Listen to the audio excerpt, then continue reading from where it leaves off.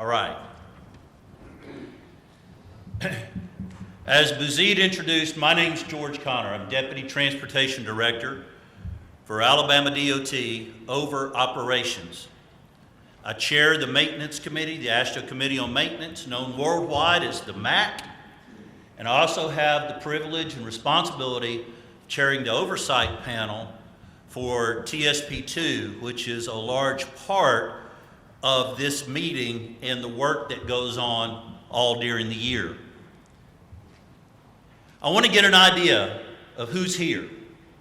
And so you can see, look on that list and anticipate where I might call out for you.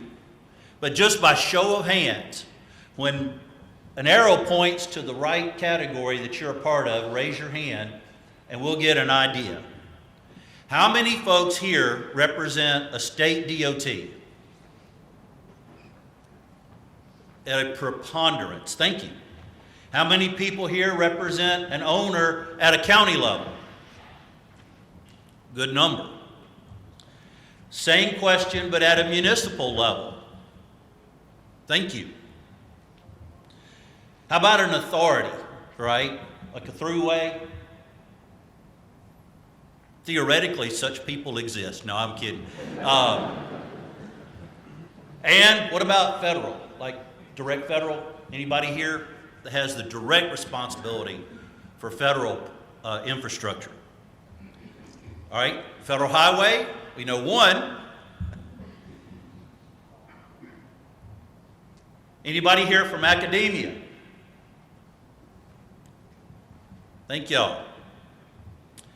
What about an owner-based association, right? Not an industry-based, but an association for the owner. Made up of owners. What about an industry association? Thank you. Vendors. Thank you very much, and while we're on the subject, please make sure that you participate in the entirety of this meeting by engaging with our vendors when we have meals and breaks in the vendor space. Who here is a contractor? Thank you very much. And who did I leave out? Any others? All right. Thank you. Oh, media. Excellent. Thank you much. So, what's the purpose of that exercise? If you looked around the room, you saw the kind of the breadth and the scope and the width of all the stakeholder groups that have an investment in and an interest in the preservation of our infrastructure. And what is that challenge? Preservation is a challenge because of the magnitude of what we are in charge of in each of our areas in keeping in working order. Bouzid shared some of these, but they're worth repeating. According to the US DOT transportation statistics from 2022, this nation's infrastructure is valued at about $8.3 trillion. A couple more trillion and you're talking real money, okay? Road system is about 4.2 million centerline miles. In 2019, governments at all levels spent about $3.6 billion on our highways, and in 2021, those highways represented accounted for about 8.4%. Nearly 10%, approaching 10% of the nation's GDP. That same report, about almost 8 million business establishments are connected with their customers, their suppliers, and their workers. 2018, our country and that infrastructure is about 327 million residents and 80 million visitors, and each of those people were driving in or passenger in some form of vehicle. It goes without saying, but it was covered in the ASCE report. from 2021 about the impact that that infrastructure has on our economy. The second bullet, poor condition of roads as they existed at the time of the report, is estimated to have added $130 billion in vehicle repairs and operating costs per year. And that's just to the equipment. That has not addressed the impact of delays and problems with moving those vendors and suppliers and workers and customers from the places they are to the places they need to be. We have a lot of assets in our transportation network. It is staggering to think of that. And you in this room play a special role in the lifespan of that asset. Many of you may have heard me say this, but it bears repeating. In the lifespan of an asset, somebody imagined it. There's not a road built, a bridge constructed. There's nothing made that somebody didn't think about, but they thought about it for a while. They did all the planning, and when the right time came, they moved forward. After they passed it on and it wasn't on their table anymore, on their desk, someone else took that plan and turned it into a design. There's folks in your agency and there's consultants who do that for a living.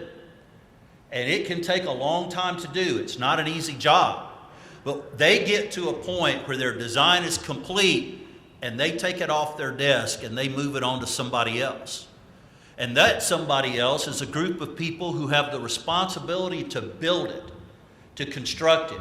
If you talk to somebody from construction, their main job is fixing all of the mistakes and errors and omissions that the designers left in the plans, right? But those guys have a difficult and important job. But the day comes when they're through and that project's built and they hand it off to somebody else. And that somebody else is you.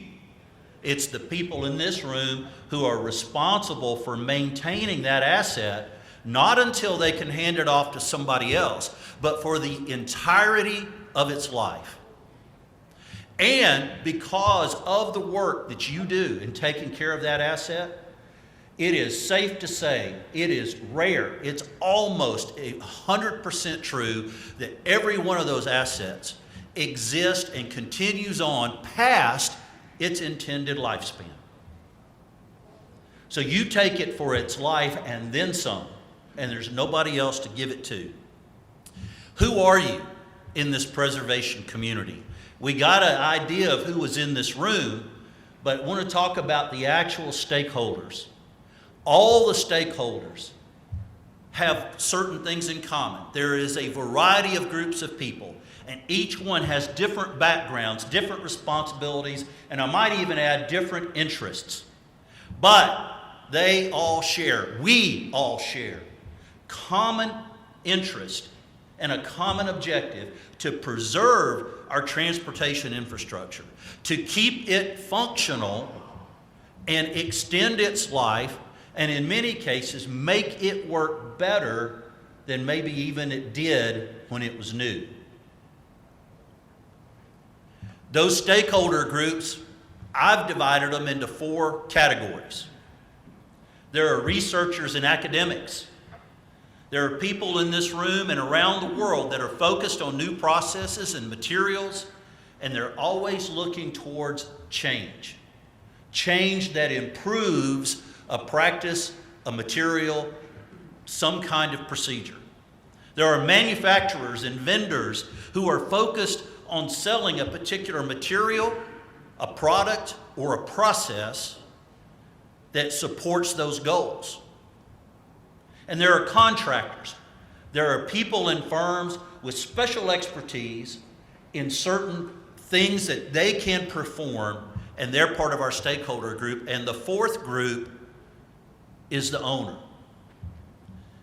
All of the folks that I mentioned are the users of that asset and therefore have a tremendous interest in it performing well, but the folks who are on the hook are the owners at whatever level you are. Owners, in addition to have those same interests and objectives, need to have a commitment to use pavement materials and treatments that cost effectively perform. Right treatment, right time, right place. Owners need to be objective. That's sometimes difficult to do. People are not objective when we get right down to it.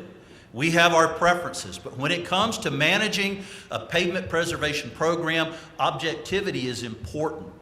It's important we can look around and recognize when it's time to change and do something different. We can look around and recognize when what we're doing is the right thing to do and continue.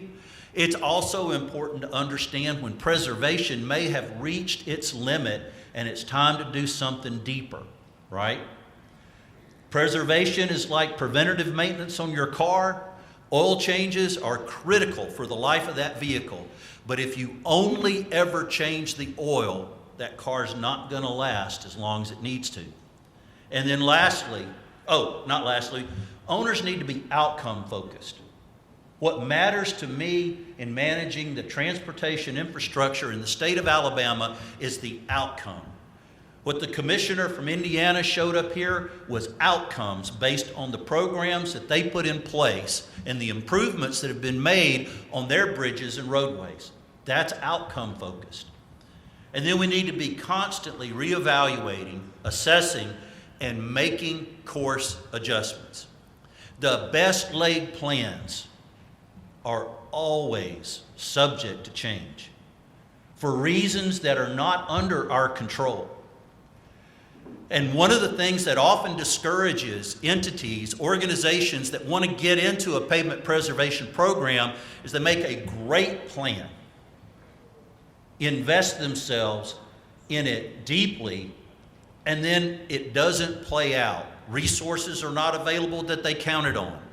Decisions are made from people above us about strategic, important things that are different from what we might choose to do in a preservation framework. What's important when that happens, not if it happens, when it happens, is that you keep your eye on the goal and you make the course correction.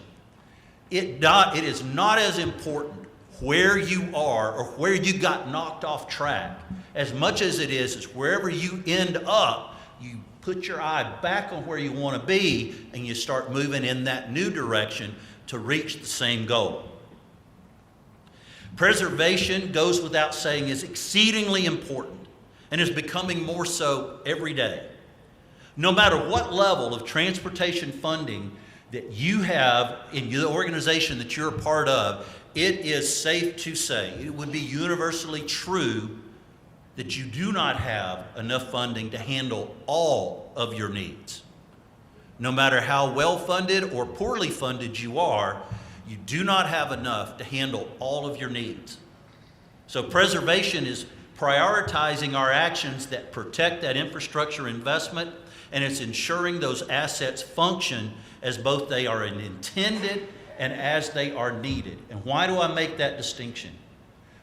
The need that that asset has to serve today is likely very different from what was envisioned 30 or 40 years ago when it was first built. So in preservation, we're not preservationists in the sense of historical preservation. We are preservationists and we are preserving its function and its ability to meet the need that exists now. Preservation projects, are rarely grandiose. They're often not really large. Sometimes they are. They're not the kind of complex projects that gets all the attention and everybody's focus. They often seem, they're not, but they seem sometimes to be minor, insignificant, routine, and maybe even boring. An effective preservation program is difficult and challenging. It is not straightforward, and it is not for the faint of heart. It requires discipline, focus, attention to detail, commitment, tenacity, problem solving, and even some passion.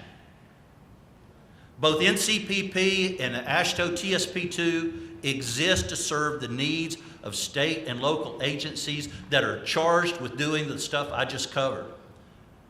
This national meeting will help every owner, present and not present, advance its program of preservation. I mentioned AASHTO TSP2. Very familiar to everybody, or almost everybody in this room. It's the Transportation System Preservation Technical Service Program that is an element, an arm of AASHTO. Well, AASHTO has undertaken and has put in place, is deploying a rebranding effort for all of our TSPs, including TSP2. And I want to take you through a little bit about that. There are 3 categories of technical service programs within the AASHTO universe, right? There are guideline technical service programs, there are management technical service programs, and there are solution-oriented technical service programs. Let's look at each one of those. Under guidelines, there are 3. Those may not directly affect many of us here, although the middle one, AASHTO Materials, is certainly an important part for the Committee on Materials and Pavements. And you can see there's similar ones for structures and design. Under solutions-oriented, right, there are a number. You may recognize AASHTO Ware. I think it escaped rebranding. Lucky dogs. All right, but others that are maybe, you may be familiar with all of these or the way they were named previously, but particularly important is the product evaluation and audit solutions, formerly known as NetPep. Very important, that's its new name. And the technical training solutions, formerly known as TC3. Both very important, very useful. If you're not using those, and I suspect everybody is in one way or another, you need to become familiar with them. Here's the TSPs in the management piece. This is the majority of them. And this is where the ones that more directly affect us come into play. There are 3 that I want to bring to your attention. TSP2 is now known as the AASHTO Preservation Management Technical Service Program. So we're AASHTO Preservation Management. You are going to hear both TSP2 and AASHTO Preservation Management interchangeably until it kind of gets second nature. You'll see materials up here on the screen and in things that have been printed that still say TSP2, and that's okay. It's part of the transition. The EMTSP is the AASHTO Equipment Management, not much of a name change, but it is a little. And then the SICOP is now known as the AASHTO Winter Weather Management Technical Service Program. So we've talked about these technical service programs. I mentioned, and Bouzid did, my chair position with the Maintenance Committee, the AASHTO Committee on Maintenance. I want to share a little bit with you because I believe, in addition to COMP and some others, it is a natural home for the people in this room and the work you do back at your agency.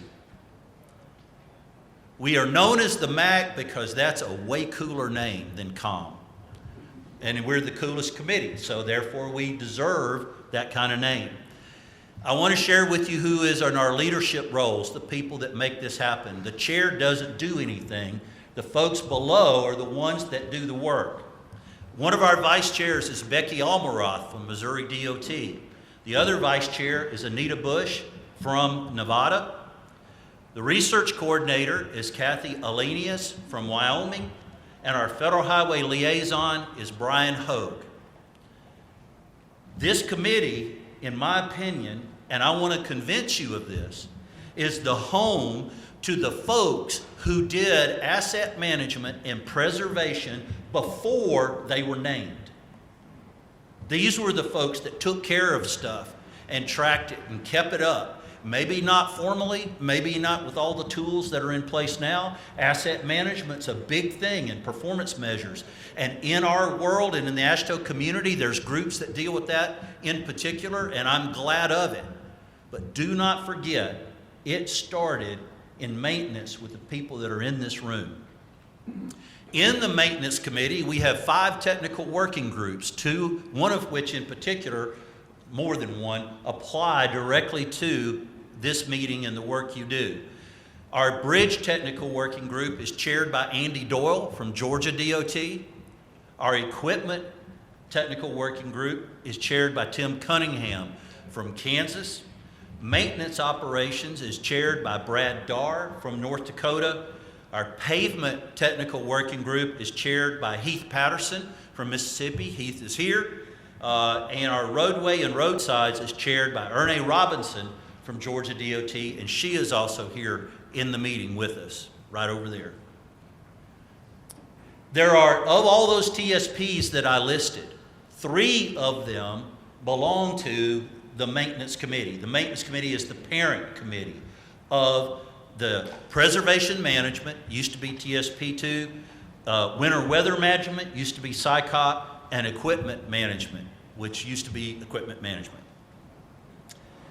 In the maintenance committee, we have 5 goals that I try to share every time I have an opportunity to be in front of a group. And I think they're applicable here, and I want to share them with you. The maintenance committee has a goal of being committed to excellence in the fundamentals while embracing new technologies and processes. The commissioner that spoke before me talked about, being good at the fundamentals. It is important that we do all of the things required, and some of what we do and what is most effective is not the newest and latest. It is not part of the connected vehicle, right? It's not part of the NEVI infrastructure. Sometimes patching a pothole is just patching a pothole. And if you think those fundamental things are not worth doing, just stop doing them and see how long it goes before you get redirected, okay? Second goal, MAC exists to be recognized as an organizational leader in the maintenance community. I hope we are doing that for you. And I would love to hear from you in those areas whether we're successful or whether we're not, because that feedback is helpful. Strong coordination between the maintenance committee and our 3 TSPs is a goal. And I'm happy to say that great progress has been made and continues to be made. The interaction and intercollaboration between our TSPs and the maintenance committee is at an all-time high. We have a goal, our 4th one, of improving participation and attendance by our member agencies. Much of our work is done outside of a strict meeting, but whether we're meeting or it's a virtual call or a Teams or GoToMeeting, Zoom, what we can't do is accomplish anything if our members don't participate. That's true here in the partnership you're a part of. In NCPP as a general, with the AASHTO Preservation Management TSP, whatever group or groups you're a part of, it's better with your participation. And then lastly, Maintenance Committee has a goal of becoming more engaged with the other AASHTO communities that have influence on maintenance practices and processes. How many things did you used to do now you can't do because, or you have to do differently is maybe a better way to say that. You have to do differently because of requirements from like bridge inspection. There's issues about the rail height and what kind of fall protection you might have to have. For culverts, right? There's things we do or don't do with culverts that we differently from how we traditionally have related to environmental deals. With active transportation, right? With pedestrians, bicycles, other things other than vehicles, and the impact that has on our infrastructure. There's a lot more, and then even more than that, the operational side of the world with the TSMO, electric vehicles, connected and autonomous vehicles. Do you know how much the automobile industry is counting on you to have great infrastructure in place to make their connected and autonomous, the autonomous part of their vehicles work the way it's supposed to? At one point, they were proposing that states not be allowed, choose to voluntarily, or not be allowed to use like cable barrier because cars had a hard time picking it up. They proposed that states only use rigid barriers like concrete. All your cable rail, all your guardrail, they wanted it to be solid. What we do, there are people who expect way more out of our assets and our infrastructure to make their industry work. Now, that's not a resolved thing, right? But that was a dialogue. I want to talk about NCPP and the AASHTO Preservation Management. Both of these groups, working collaboratively, are a melting pot for owners and stakeholders who value preservation. It's a resource for all levels of owners. These regional partnerships that they met this morning, there's a place for those who are at the tip of the spear, the folks who have to take the things that are said in here and go back home and make a difference. Those are the folks that are served most directly and most beneficially by these partnerships. Your involvement, as I said earlier, makes both of these groups and the outcomes from them makes the group stronger and more useful and makes the outcomes more beneficial. Some of the resources that you can get that are from NCPP and from AASHTO Preservation Management are available at this website, tsp2.org. That's part of the transition that hasn't happened yet, but will. But you can see the kinds of things up on the screen that are available for everybody to use. The AASHTO Preservation Management Technical Service Program is overseen by a panel of your peers, and we are planning to meet the end of this week. This meeting finishes at noon on Thursday. We'll be meeting Thursday afternoon and Friday morning. The committee members are made up of, it's a cross-committee, cross-industry, from the Maintenance Committee, the MAC, but the Committee on Bridges and Structures, the Committee on Performance-Based Management, and the Committee on Materials and Pavements, and it's supported by staff members and liaisons that play critical roles. Here's the oversight panel members. Graham Bettis from Texas DOT represents Bridges and Structures. We have a vacancy for our second Bridges and Structures position. Eric Thibodeau from New Hampshire represents the Maintenance Committee. We have a vacancy, was filled by Jeff Milton with Virginia for our bridge maintenance. Brad Darr is on our panel from North Dakota, and Herbert McDowell from Idaho. Those four positions are divided half between pavement preservation and half between bridge. Materials for Committee on Materials and Pavements, both of those are currently vacant due to recent retirements. We are pursuing leads on that. If you have an interest or know of somebody, we'd very much like to hear. And then in the Committee on Performance-Based Measures, we have two representatives, Matt Halbrick from Iowa and Edgardo Block from Connecticut. And then I chair that motley group. Our liaisons, Thomas Vann is our federal highway liaison to that group. Adam Phipps represents local governments. He's representing APWA. It can vary between APWA and NACE. In this particular time, it's APWA. Tim Cunningham, who's chair of the equipment, is a liaison to preservation. It's hard to do any preservation without the right kind of equipment. And Kelly Morse from Illinois DOT is our liaison for the Emulsion Task Force.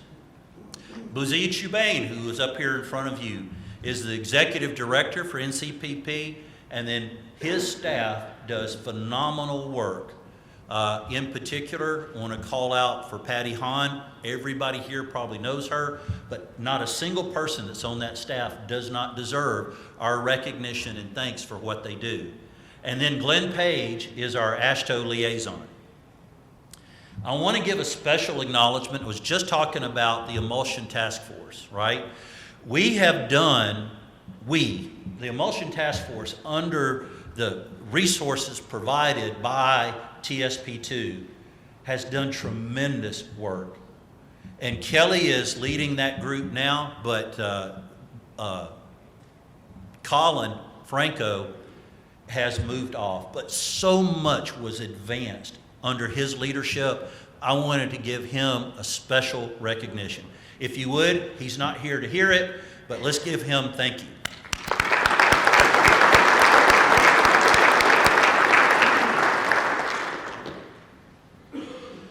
This conference, I want to talk about it, the meeting that we're in the kicking off. It is a unique meeting in that it has a singular focus on pavement preservation. That is not usual. Pavement preservation in general is a common thing, but to have this large of a meeting at a national scale that has that one focus makes this a singular meeting. It is full of excellent presentations from your peers. If you went to the partnership meetings this morning, it was presentation after presentation from people that have your job but in a different place, and they showed you their successes and their challenges. And it is an opportunity for networking among pavement preservation professionals and practitioners from across the country. We have sessions in this meeting on these types of subjects, and every one of them is important. Last time we did this meeting, workforce development didn't have much of a presence in the agenda. It wasn't absent, but it didn't have much of a presence. Look through the agenda now and see how much that's offered. Workforce development is a critical thing. All of these other items are covered, and they're timely and important. So, in closing, I want to thank you for what you do. What you do is not easy. It's hard work. You put aside that hard work to come to this meeting for the better part of a week, and the folks that Bouzid recognized have worked hard to make sure this meeting is worth your investment of time. But what you do is hard work, but it's also, and make no mistake, it's work worth doing. Teddy Roosevelt, maybe you've heard of him, former president, said, far and away, the best prize that life offers is the chance to work hard at work worth doing. To do something that means something. And you are doing that. So while you're here, do these three things, please, at my request. One is be present. Be in the meetings that are going on. Be involved with the vendors and the sponsors when it's time to do that. We always have to step out and take calls and do a bunch of stuff, but to the extent you can, be present. Be involved. Be attentive. And then, while you're here, give. Give your time. Share your story. There's something you are doing that'll be helpful for somebody else to know about. There's a struggle you're having that if you share your story, somebody else may have something to give, and they were not one of the presenters, but they can tell you about it. Engage with your peers and interact with industry. And then lastly, take. Take something back you can use. It's the number one thing that makes the meeting worthwhile. Take something back you can use. And if I might add to that, when you get back, share that thing that you're taking back with others. It has been my honor and my privilege to stand in front of you and share this. I know this will be a great meeting. Thank you for your time.